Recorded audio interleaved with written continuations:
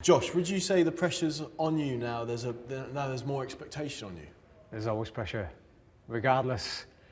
First fight, 29th fight, English title, world title. It don't matter. There's always pressure. Whenever somebody buys a ticket, whenever there's something at stake, moving forward. This is not tennis. It's not like losing at Wimbledon and you get another year to enter competition again. Fights are always easy to make, and you lose. It takes years to get back up to where you want to be. But now people do see you as one of the premier featherweights. Yep. There's expectations for you to deliver that kind of performance. Yeah, I mean, to be honest with you, I don't see too much of that, and I don't like sit and listen to, you know, folks saying how good I am on this and other, and like sit at home and tell our lads, hey, have you seen this? I'm great, mate. You know, I just concentrate on what needs to be done, and you know, take every fight as it comes, and just concentrate on making sure I get the win. With what you've got from the last couple of fights, your confidence though must be right up there, and obviously you get yourself into a frenzy before you fight. With your last couple of results, or last few results, yeah, and with the frenzy you get yourself into, you must feel that you're almost unstoppable now. Well, yeah, without a doubt, confidence, you know, does rocket, and it has rocketed certainly over the last 12 months. You know, beating Selby and Frampton in the way that I did. You know, it just backs up all your beliefs. I mean, obviously, for us as a team, we believe we could beat them, and we believe we could beat them the way that we did, but it was about performing it on the night. And yeah, it does reassure you that you have got the attributes to do so and whatnot, but I still won't go into a fight like certain. I know in the back of my mind that, you know, just train hard, the job will be done, but I still build my opponents up to be, you know, the best that I'm fighting, and I think that mindset has been good for me throughout my career, because I'm never satisfied, never like putting my feet up, never happy with my performances. I always think I could do better, and it's that hunger, the desire to want to do better, what makes me train hard every time I get into camp, every time I approach a fight, and that's like this fight here. People expect it to be a walkover because Barry's not been in that same calibre as what Selby and Frampton have, but I still take this fight serious, man. He's stopping my progression, so I can't overlook him. The day that you start overlooking opponents and put your feet up is when it falls to pieces. And there are detractors. You know, we said in the build-up to the fight with Frampton that some were saying Selby was dead at the weight, and now there are some people saying, oh well, Carl is on the downside of his career. Days, yeah. So 2 big wins, and you know, you're still not getting some of the credit. Yeah. What's your take on that? Happens, you know. Martinez were finished when I boxed him, but I boxed him at 10 weeks' notice instead of like 2 other fighters have boxed him at. He went on to win a European title and box for world title again. So you know, it always happens, but don't get beat up about it. You know, everyone's going to be entitled to their opinion out there, and they're always going to be knockers and I didn't do this. I mean, even the best, it was like Mayweather gets it. He's been champion for so long, beat so many credible names, and people will say, yeah, well, you know, he's never really boxed someone in the prime, or has he really been tested? It's like, you can't win. There's always going to be critics, but for me, horse blinkers go on and just stay focused. After I beat Barry, he'll be, yeah, well, he wasn't that really that level. It's not my fault, it's me mandatory, innit? You mentioned you're on the verge of something big, yes, or big fights. Yeah. Is that what it feels like? Does this feel like it's the last hurdle before you hit that next level? Yeah, definitely. I said to you earlier, I went for a walk, and you know, just the way with fairies, I'm quite deep thinking at this stage of camp, and you know, a lot of fights, a lot of thoughts and feelings and emotions come in. And maybe I'm an emotional guy, maybe Barry is right. And I was just, you know, thinking, wow, you know, where we are, and one more fight, and then it's into the areas where we're never been expected to get to, or it's just unseen territory. I mean, so many good fighters have like been touted to get to a certain level, and they've fallen that hurdle, and we've gone past that, and could he go even further? Now, not just be a great fighter from Leeds or Yorkshire, but be a great fighter from England, from this country, and a great featherweight, you know, to come out of this country. There's been a few world champions of late, but there's not been that many unified world champions, and we're in the stages of going to beat some of the best names in about, like say, you know, Leo Santa Cruz, who to weight world champion, a massive name worldwide. You know, Gary Russell Jr., Oscar Valdez, Olympian, and these are the real big names and big fights, and they're all in touching distance now. And like, it's not just the fights as well. It's the legacy, it's the memories, what you make for the fans who've been supporting us for a long time. It's financially what I can do for my family. And you know, are your friends and family already talking about? Yeah, it's crazy. And you know, I can walk around city centre. I can walk around the city centre, and you know, people have been shouting. I mean, I'd say an example. Over there, I were in town and walking down Briggate, busy high street in Leeds, and fella shouting across, "Josh, give me a Leeds salute. All right, pal, we're ready for it." And shouting across, yeah, he's, you know, attracting quite a bit of attention. I'm trying to keep my head down. Yeah, Vegas after this one. Yeah, he's doing a bit of shadow boxing. Possibly, mate. That's what we want. That's what we want. I'll be there. I'm saying, are you coming to this one? No, can't make it to this one, but I'll be Vegas. Like, Vegas isn't even on the cards yet, but he's got it in his head that he's there. He's told his missus that he's there. He's saving his gyros for it. He's going to be there to Vegas. He might not be even allowed into the country, but he's going to Vegas, you know. And that's the feeling that I'm getting. Everyone's getting excited now, because it's, you know, when I used to work as a dental technician, lads at work used to say, soon enough, Josh, you won't be working here, you'll be Vegas and this, that and other. And it would kind of like tell me, cheek, you know, just laugh. I'd say it to Josh, boast his, you know, confidence in this, that and other. But now it's almost reality. It's great to think about it. It's great to dream about it. There'll be people who watch this think, oh, he's getting ahead of himself here. He's got this one last hurdle. So are you not overlooking this, or are you using that as motivation? Motivation. That's the one. You've got to have dreams. You've got to have desires. You've got to have a why. You've got to have aspirations. You've got to have somewhere in the line. And like, me build up early in my career were to win British title. When I went past that, it were to win the next title up, and then win the international titles, and then win the world titles. And you've got to have little goals. Obviously, can never overlook something, because, like I said earlier, you get complacent. But you've got to have some of what happens after this. And it's just that little bit of when you're tired at home and you're thinking, oh, there you go, here we go again, another hard session coming up, or you've got aches and pains. You think, yeah, but think about them big nights what we can have. And like, I went to Berlin a few years ago, and I took 600 or 700 over me. People still talk about that like as a little occasion. I only had an 8-rounder, but that was an occasion for a lot of people to, my age, to, as one, go support one of their own, someone they know fighting in a different country. And imagine the dizzy heights of Vegas. I mean, one of my pals said to me, he's the same age as me, went to school, he said, bloody hell, I said to Mrs, you're not coming. This is once in a lifetime thing. And for him to say that, like, he could go and watch any other fighter, but the thing is, he's grown up with me, and to see Fight Week in, you know, New York or, you know, Vegas, where someone you know, someone you've grown up with, all over billboards and stuff, it's like, it's memories, and you don't often get to see that happen. And he said, like, I'd have to live it all. I'd have to be there the whole week and take it all in. And we're in charge of making the memories happen. And like say, I've got a man standing in front of me trying to stop all that. And that's my motivation to, you know, make that happen. Got to beat him. Is it any more of a disappointment that you're not in one of those super fights now, and that it's Barry as well, someone that you don't particularly like? Yeah, I don't know. You know, when I seen that, like, Carl signed with you know, it was ESPN or Top Rank. Yeah, Top Rank, and I'm thinking, what the hell?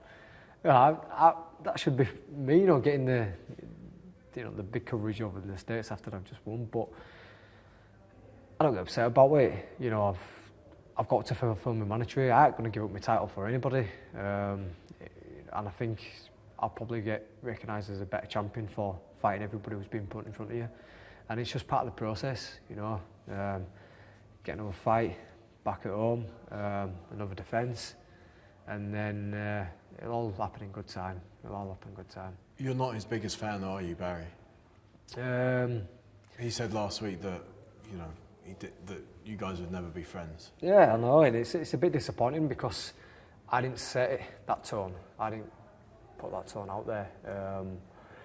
I used to speak to Barry. He probably told you himself. I'd known him from the amateur days, known him a very long time, known his family. He used to come to the gym, do a bit of sparring. Used to see him at shows. As in amateurs, when you get through like the Yorkshire division, you'd like Yorkshire versus Midlands, and you'd see other Yorkshire lads, and I'd have a chat with him, and really, well-spoken lad.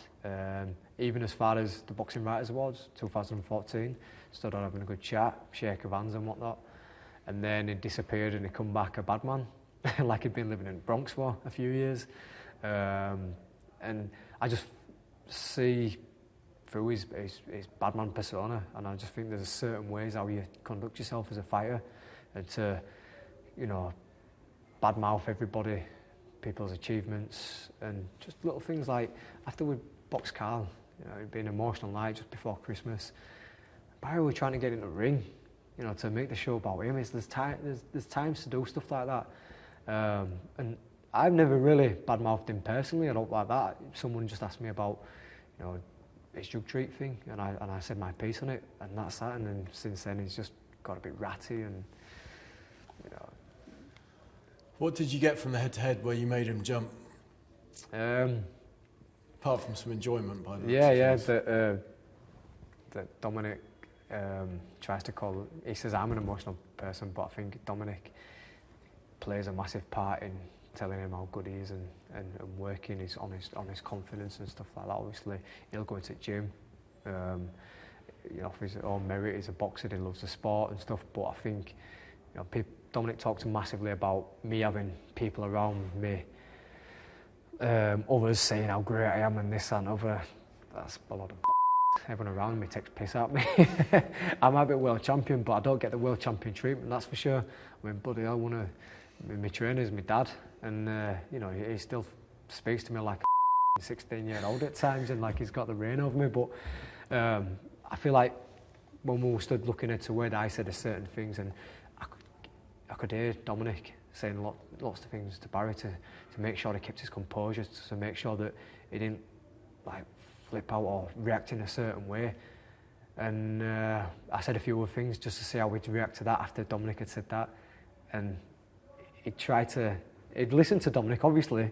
He listened to what Dominic had said, but then I knew that he was under Dominic's control, so that's why I just did the little bull thing just for a little experiment. It wasn't to be a bell end, or it wasn't to be, oh look, him jump. It was just for my own thing, really. What do you need to be wary of? What does he bring to the table? What kind of threat does he pose? Boring. He's elusive. He's because he's got a switch hitting style. He can frustrate folk, and he can spoil them, tie them up, not let them work. And the shots, what he brings from unorthodox angles, your textbook shots, so you have to be wary when he's switching over, then bringing shots. But I think they're a lot of his plus points. But when you look over the fights that he's had and the opposition who he's boxed, a lot of the times he's had his own way and been able to do that. You take that away from him, the areas of the time, distancing, then can he do it? He says he's the best that you've faced. Yeah. Do you think he could be? I don't know. Ask me that after. A lot of people ask me that question before the fights, and they asked me before Frampton, they asked me before Selby. You can talk about on paper, but it's all about what happens on the night. As a fighter, Frampton said that you hit surprisingly hard, and he was surprised by your power. I think you've got 6 stoppages in 28, but 6 in your last 12 or 13. Yeah. So what's happened? How come you're punching more? Yeah, mate. I've been using the same people they've been using. No, I'll tell you what it is. I can go on about it and make loads of excuses of why I'm, I ain't got so many records, but, a young 18-year-old, I might have said this to you before, a young 18-year-old probably should have been fighting at bantam, super bantam throughout my career, but I was fighting at feather. I was fighting, a lot of my opponents were tough journeymen. I'd had, look down my record, even in the early days, I had no imports to, come over for a payday or were like going to fall over after a jab. I was fighting tough men, and it was man versus boy. I was a skinny, 9 stone fighter. I mean, 9 stone, you're going to be skinny anyway, but they were no to me, and some of the guys I was fighting, some of the journeymen were coming in maybe 6, 7, 8 pound heavier than me. I mean, they're coming down from like 10 and a bit stone, and when you're in clinches, they'd weigh me down. But I learned a lot of ring craft. I got the rounds under my belt. When I started to get to title level, I started to get my man strength, fill out a little bit more, sit down on the punches, and that's when the stoppages have started to come. And I think at this stage now, I've reached my peak of career. And I was never like worried or scared that I wouldn't have the power to go to the top, because over the years of coming through, I've sparred with so many, names who've either boxed for world titles or been world champions or British, European. I can reel off like in early days, 18, 19, 20, sparring even from way back, Jason Booth, Dale Robinson, Carl Johansson, Gary Sykes, Anthony Crawley, John Murray, and then, it goes on and gets bigger. Jerry McDonald, I did a massive lot of sparring with him when he were in his prime years, when I was still probably, I could have been a bantam myself. And you mix in with them guys and they all say themselves after, you've surprised me with your strength, you're a little, but you've got something about you. The trainers would say that. So I knew I had it there. It was about bringing it to the table. Were you surprised that you managed to dominate Frampton so much in the first 2 rounds of that fight? No, because I think it needed to happen like that. It needed to happen. I remember being in a hotel room, just going over little things in my head on the day of the fight, and I'm watching little minutes of his previous fights. And the longer the fight goes on, if Carl's got his own way, the stronger he gets, the more he can dictate the fight. I had to take that away from him. I had to take that away from him as early as possible. And I knew that if I'd have given him that distance, he's in his comfort zone. And to set the tone was to start the fight how I did. I was surprised that he wanted to stand and trade, but then again, it was an emotional night. Obviously, world title back on the line. Passionate crowd from his side, passionate crowd from my side, and a lot of things roll into the fight, like the atmosphere and whatnot. And I think from the 3rd round onwards, it set the tone for the rest of the fight. Do I think I could have stopped him? I'd say, because he's a tough boy, and I hit him with some big shots. 9th round, my hand were busted, and it really started to hurt my right hand when I was landing shots. But a tough man, and I'd happily do it again. I'd happily do it again. If he won a world title again, I'd happily have another scrap with him. So it's one of the things, like when you're sparring with like 16-ounce gloves on, and especially at Selby, the Frampton fight, sparring a lot of kids, bigger, heavier, and then it's when you're sparring like 2 or 3 of them on the bounce, like one getting in, getting out, then getting in, getting out, and you're still holding your own into the later rounds, into the 10 rounds when you are tired and you've just done a big session the day before. Lungs are bursting. Yeah, and you know that when you have that week off and you put them little light ounces on, I mean, and every time they bring him to changing rooms on fight night, I put them on and I think, it's an honourable sport, this, because you forget how small they are, and they're a fresh pair, they're not being broken in, they're just all rock hard, and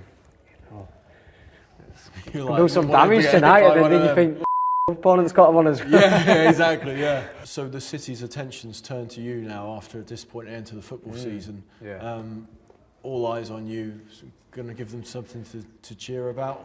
Yeah. I mean, certainly from Leeds. I will say that my fan base has grown beyond that. I have a lot of people who used to call me as like, just date Leeds, ticket seller, blah, blah, blah. But I think over the last 12 months, I have won a lot of fans over, like nationwide. The amount of messages we get, not just nationwide, worldwide. I've had some messages from, stateside, from Australia, from countries all over Europe, so following our journey. But certainly from a perspective in sport in Leeds, and I carry the flag there, and disappointing end to football season. I always thought that me winning the world title, Leeds would follow suit and get promoted. We started off fantastic, and by Christmas time I thought it was going to be, but Ayo, we go again next season. And I remember coming down actually after the derby second leg. So I went to both games, and I remember just stood having a minute with my bottle of water. It's like, bloody hell, how's that even happened? 2-0 up, and folk coming over saying, "Don't worry, Josh, we've still got you." And I'm like, I had the consolation, but don't worry, I will do a job. But yeah, you know, it's disappointing, but we march on. You've come a long way from those ticket selling days when you were filling out smaller halls and arenas and so forth. How does the operation work now? Well, I don't get too much saying it these days. We've got a proper team on it. You know, my missus gets the tickets. She's quite meticulous with how it runs. You know, she uses spreadsheets and this and that, all fancy stuff on computer. She knows who's sitting in every single ticket in the arena, what we sell. So yeah, she's got all these spreadsheets and data and blah blah blah. She sorts them all out, and then I've got a good couple of pals who help me out and take the time out from work and whatnot, and do drops and deliveries and go and meet the folk. I mean, there is some what I still go and see when I've got the time, but obviously these days with more media commitments and more training, it is difficult, and I do miss it. Got to be honest with you, I do miss going to that personal connection. And I get a buzz when I go and have a chat with them, and like, oh, who's coming along?